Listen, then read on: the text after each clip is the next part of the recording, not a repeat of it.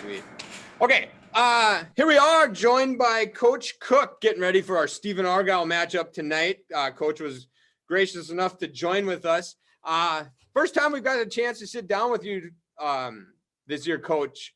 Can you kind of break down how the season's gone so far for these first 3 games? Yeah, I don't think we can complain about a 2-1 start for the season. Obviously our first 2 games against Cass Lake and Lake of the Woods, typically opponents that haven't been strong in football, but we did what we needed to do those games and come out, got early leads and took control of those games early on. So that was good to see from the guys. And then going into game 3, Brigalow Goodrich was probably one of those teams where you might even be the favorite for Section 8, going into the year. So, they're a good quality football team. And, we competed really well with them, 28-22 final score. We got some things we can work on if we happen to see them again that I think will really help us. So, no, it's been a good start to the year. We've progressed along the way. We've gotten better each game, and we're going to continue to do that this week. Yeah, that I think everybody kind of saw that happening with a relatively inexperienced young team. You're never going to be the same team at the beginning till the end. And I think with this team, with your coaching and their desire, we're gonna be quite a bit different at the end of the year than we were at the beginning. And that kind of leads into my next thing. What has been like pleasantly surprising? What has kind of come out of the woodworks that you weren't quite expecting? Some pleasant surprises this year. I'd say number one, how our new guys have kind of gelled in with our offense, with our defense, and the roles they're contributing there. I told Anton after the last Brigalow Goodrich game that was probably the best offensive blocking game he's had of his career, which was good to see. He had a whole bunch of pancakes that game, drove some guys back, so that was really good to see.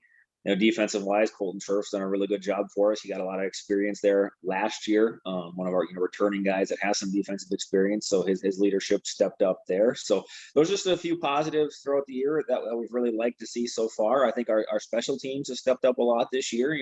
We've got 2 punt returns for touchdowns already. I think it's been quite a while since we've taken a punt to the house. So to have 2 of them at this point in the year is really good. So a lot of positives to start the year. Yeah, I was actually talking with Coach B the other day, and I honestly don't remember in my years having a punt return to the end zone. Maybe you guys have in the last 5 years, but I don't remember. And now we got 2 already this year. Yeah, it's been a while. I know that much. Yeah. The only other thing is Scherf's in here in the room right now listening, so we don't want to pump his ego too much here. So we can stop talking about Scherf. Okay, so on the flip side, then, like all coaches, on the flip side, we got pretty high goals. I know you got high goals. You always do. I think these guys have high goals to, I don't know if it's necessarily get out of the shadows of last year's guys, but they want to make their own mark. And I have talking to them, they got pretty high goals. So what do we still need to improve on to reach those goals? Just consistency.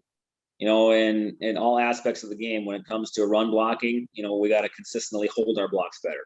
And we'll do a great job at a time getting on a block and holding a block, but then the next play we'll miss our guy or we won't stick on a block. So, consistency there, consistency in pass blocking. At times we do a really good job pass blocking, but at times we get lazy and we don't kick back, we don't stay low. And same thing defensively. Sometimes we fill gaps really. I had a phone call come through there. So. Yeah. All right, so I'll go back. I'll talk defensively here again. Kind of same thing with consistency. Sometimes we have guys fill gaps really well, and sometimes we don't fill gaps so well. And same thing with getting off blocks. We do well at times and not great at times. So I think it's just consistency in everything we do. Even receivers route running, running crisp, sharp routes every single play. The receivers getting off the line, whether it's run blocking or pass, or we're going on pass routes. And I mentioned Colton, we talked a little bit after last game, just consistent at DN play. He played awesome game against Lake of the Woods, and then Brigalow Goodrich, some things to work on as far as crashing it down while keeping contained. So like we said, it's just every area of the game, we do really good things, but if we want to be a really good football team, we have to consistently do those really good things. Yeah, exactly. And then, hey, we want to be a good football team, and it'd be good to be a good football team. You got to be good. You got to be good teams. And speaking of that, coming to town,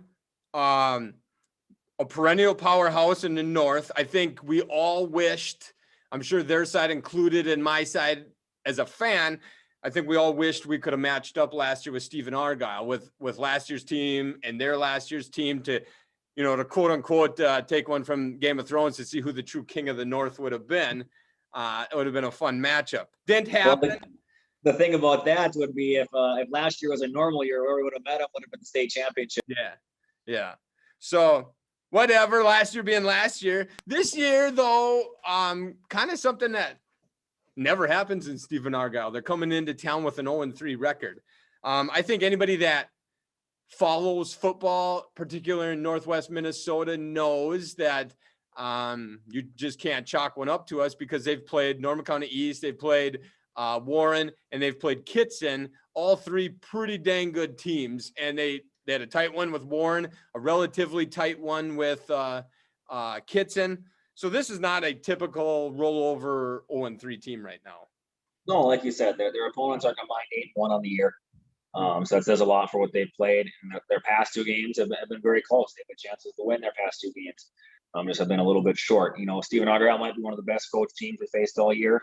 Coach Marcus does a great job up there with what he does year in, year out.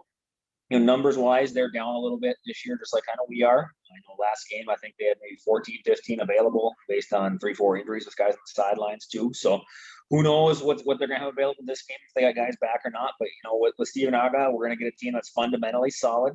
They're going to not run a whole bunch of different plays at you. They're going to run the plays they run really well. And they're going to play hard. No matter who's out there for them, they got their guys going hard.